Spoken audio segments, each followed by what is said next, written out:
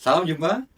Alhamdulillah, hari ini kita bertemu kembali di dalam konteks pembelajaran yang berhubungan dengan teknologi, berhubungan dengan pendidikan, juga dengan edutainment. Jadi dalam konteks ini adalah kita mempelajari hot edutainment. Nah, bisa dibayangkan tuh sudah hot edutainment. Nah, jadi sudah pola pikir pembelajaran yang sifatnya high C4, C5, C6 digabungkan dengan edutainment kita.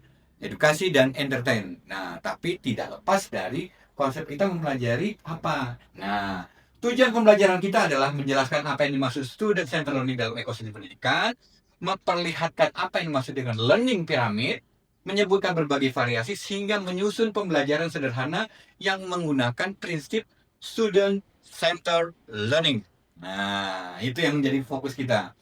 Oke, tidak berpanjang lebar, saya akan memastikan SCL itu adalah pembelajaran menempatkan peserta didik sebagai pusat kegiatan belajar. Jadi, kita pastikan bahwa pendekatan pembelajaran ini mengutamakan pengembangan kreativitas, kapasitas, kepribadian, kebutuhan peserta didik, serta mengembangkan kemandirian dalam mencari dan menemukan pengetahuan. Dalam situasi ini, para pendidik beralih fungsi menjadi fasilitator maupun motivator mahasiswa, tidak lagi sebagai sumber pengetahuan utama atau pengajar. Itu yang menjadi konsep kita mendefinisikan student centered learning.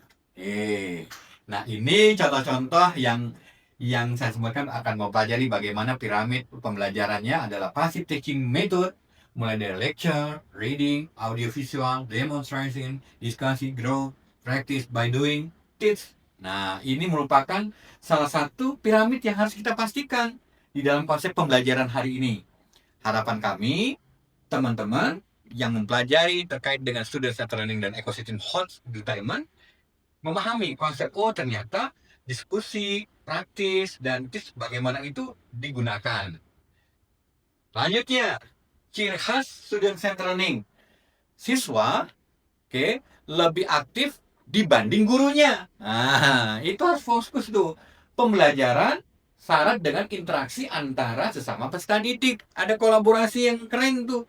Koordinasi antara mahasiswa. Pendalaman dilakukan secara mandiri dan sukarela. Dia itu mendalami, artinya senang untuk belajar secara mandiri karena dia butuh untuk belajar itu dan dia berkesan sehingga sukarela. Kolaborasi dan kooperasi terjadi secara natural. Nah, ilmu yang diperoleh sangat konseptual dan jauh dari hal-hal yang irrelevan.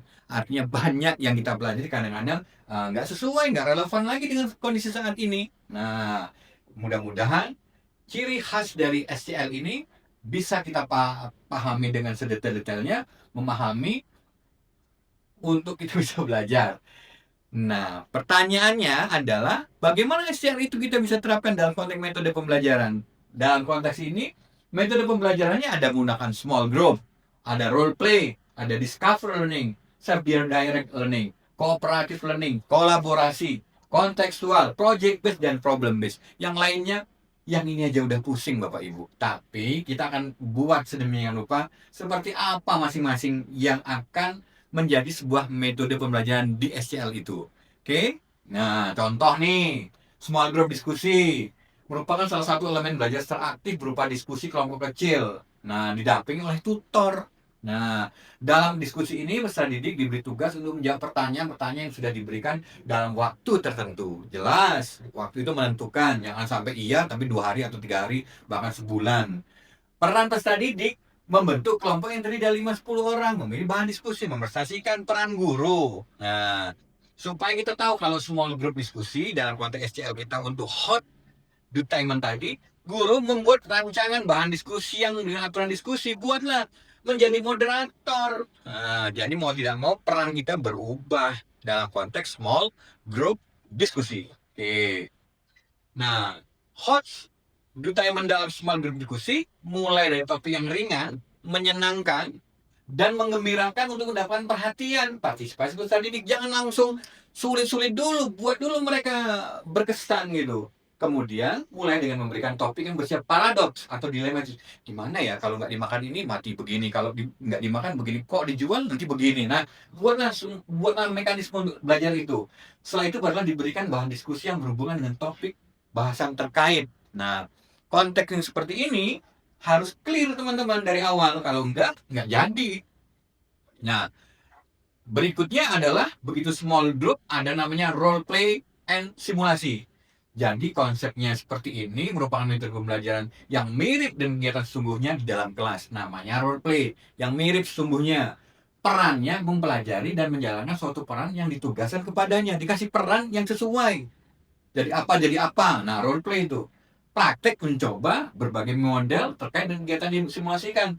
Yang menjadi fokus kalau role play ini, nih kita sebagai seorang guru harus memahami membuat rancangan bahan diskusi yang aturan sesuai, menjadi moderator. Dan, nah itu harus clear juga tuh.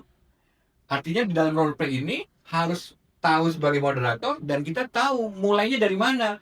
Mulailah dengan situasi yang dimengerti oleh seluruh peserta didik. Jangan sampai teman-teman role play itu nggak tahu perannya sebagai apa.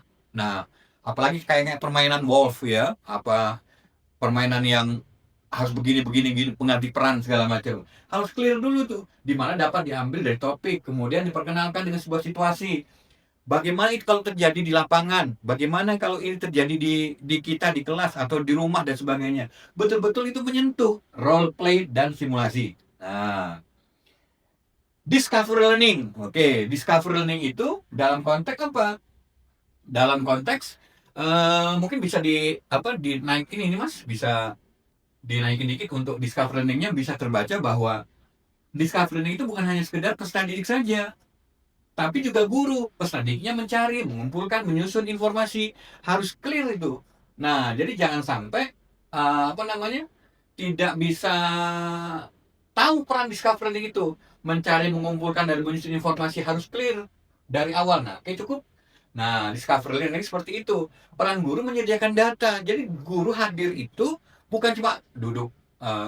Ya wajar kalau mereka nggak bisa melakukan discovery learning. Karena apa? Peran kita guru atau peran kita sebagai dosen, kita nggak nyiapin data, nggak berikan petunjuk, nggak bisa menelusuri pengetahuan, dan tidak memberikan memeriksa atau usulan dari terhadap hasil belajar mahasiswa didik. Ya, yang seperti ini nggak usah dipakai, memalukan aja nanti. Nah, maksud saya jangan sampai itu terjadi. Kalau kita sebagai seorang nanti akan menjadi seorang guru dalam konteks di FKIP misalnya, atau kita nanti tempat-tempat lain yang ingin membuat pelatihan, discover learning itu ingat mereka bisa bekerja kalau ada peran guru di sini. Apa? Menyediakan data. Nah, kalau tergantikan tadi apa? Data ini pakai ChatGPT, pakai AI, bisa semua ini. Bisa dicek. Tapi apakah itu akan terjadi? Kalau seandainya itu terjadi berarti ada yang keliru dalam pembelajaran itu. Oke. Nah, selanjutnya hot dutainment dalam discover learning. Jadi dalam konteks SCL ini kita banyak metode ini kita hubungkan dengan hotnya. Mulailah memberi contoh sejumlah fenomena alam yang masih menjadi misteri hingga hari ini dengan cara memperlihatkan potongan scan video dokumenter. Banyak yang kita lakukan untuk discover learning. Kemudian ditanya pendapat masing-masing peserta. Tanya, karena mereka kan beda-beda menjawab itu. Setelah itu diberikan tantangan untuk mencari informasi sebanyak mungkin, menjawab misteri tadi. Misalnya, misteri yang saat ini yang lagi ngetren, coba apa? Misteri hilangnya sebuah apa? Atau misteri ijazah palsu, misalnya itu misteri itu. Tapi mereka bisa menjawab misteri itu. Discover learning, dicek, oh ternyata ini mereka jadi pintar untuk dengan sendirinya mencari betul kebenaran itu.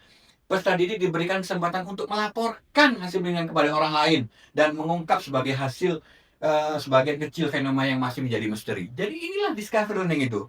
Untuk mereka, iya tadi kita belajar tentang hotspot untuk C4, C5, C6 tadi itu.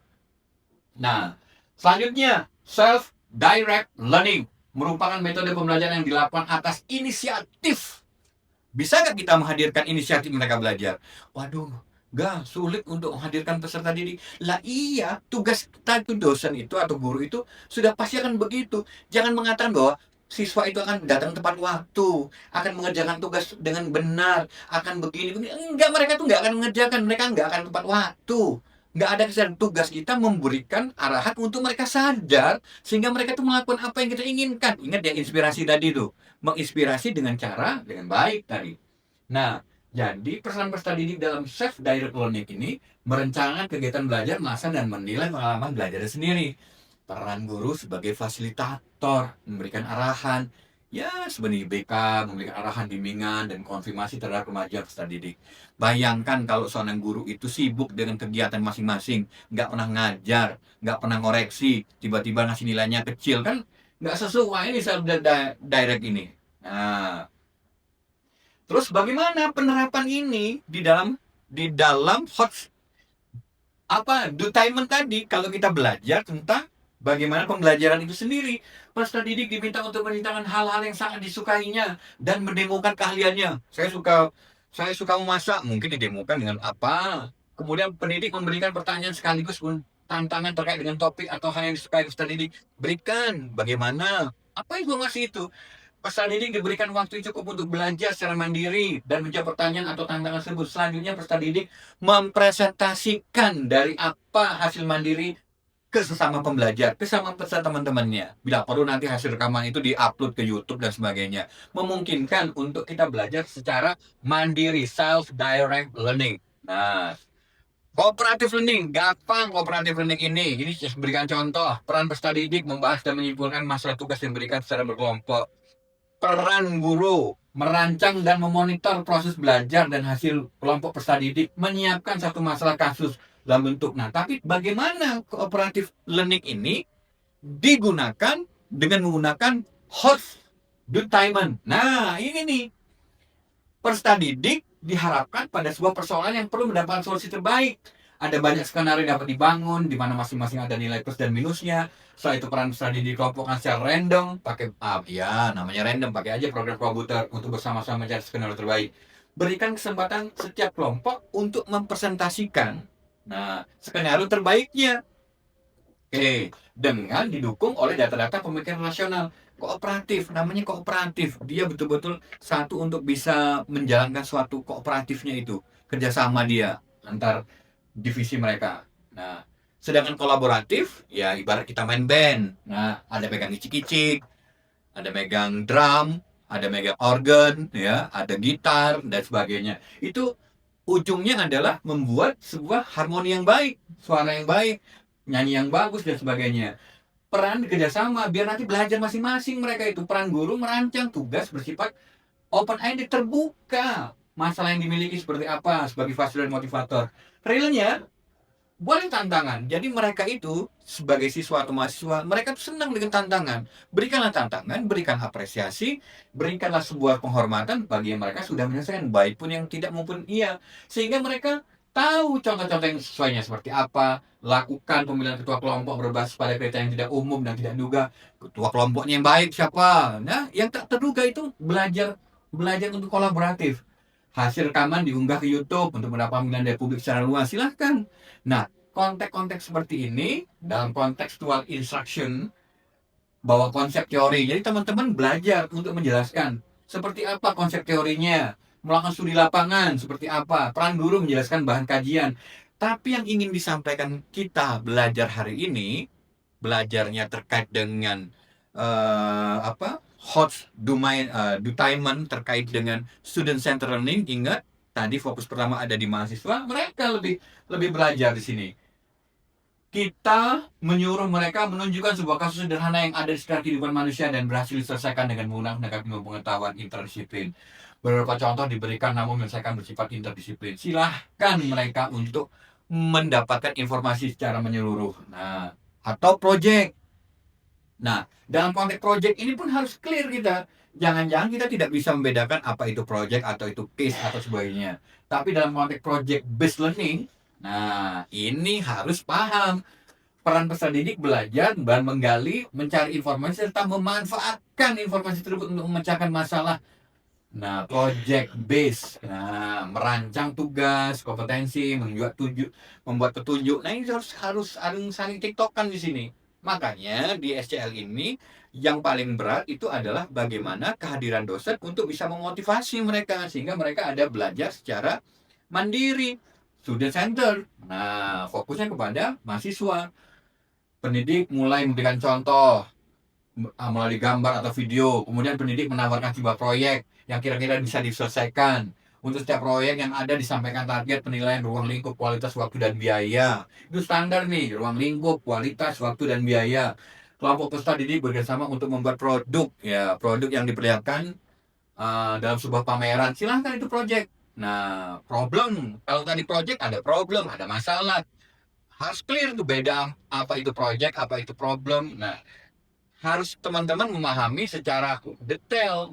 Nah, tapi kaitannya dengan hospitality mencarikan bagaimana mahasiswa berhadapan dengan masalah. Terus tadi diminta untuk mencatatkan contoh-contoh yang ada, yang dihadapi, dan topik yang bisa dipelajari. Dari daftar yang ada, pendidik memilih satu di antaranya untuk menjadi topik bersama yang harus dicari jalan permasalahannya.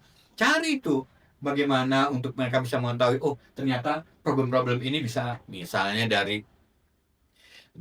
apa di bawah itu tuh di Pasar Ramayana macet, bottleneck seperti apa kan itu bisa untuk oh ternyata ada pengalihan jalur dan sebagainya. Silahkan, itu merupakan problem yang bisa menjadi sebuah project gitu. Nah, jadi rekan-rekan semua, SCL dan deep learning, jadi kita tuh belajar sampai dengan pembelajaran yang mendalam itu terkait dengan personalized student learning, student centered learning, kompetensi ini semuanya saling berkaitan. Dan inilah yang akan mendalami pembelajaran itu sehingga knowledge, skill, dan attitude itu, nah kualitas hari ini itu bisa ada di dalam kehidupan kita. Kompeten, semuanya masuk di sini. Jadi personal bisa dan sebagainya. Harapan kita yang kita inginkan, nah apa yang akan dinilai? Partisipasi peserta didik, rangkaian aktivitas, aktif hingga pembelajaran. Ini kita nilai semua student centered learning ini. Kira-kira begitu, sehingga untuk hari ini tugasnya adalah sebagai berikut. Nih, contoh, tugas yang paling real. Pilih salah satu metode pembelajaran yang berbasis SL yang sudah saya sampaikan di atas. Dan silahkan membuat tugas yang menyenangkan dan mengasihkan. Yang di dalamnya mengandung aspek pengetahuan seputar geografi, biologi, dan matematika. Untuk ketiga kelompok tersebut, di peserta didik, anak-anak PAUD, nah, remaja, SMP, pemuda, SMA, SMK. Semuanya ini dengan model seperti ini dibuatlah tugasnya. Ini yang kira-kira kita bisa bahas sehingga apa yang kita pelajari hari ini bukan hanya sekedar teori, tapi betul-betul diterapkan dalam aspek kehidupan. Terima kasih dari kami. Salam jumpa.